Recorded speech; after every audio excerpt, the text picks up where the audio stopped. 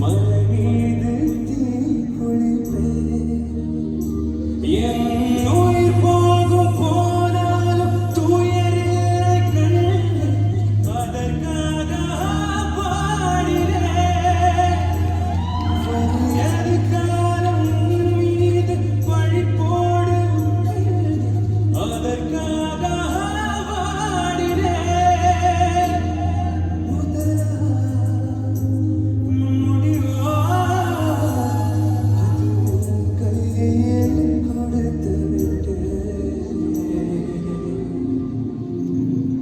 We were all Rahul and Aditi at one point of time in our lives, trying to express our love to our loved ones.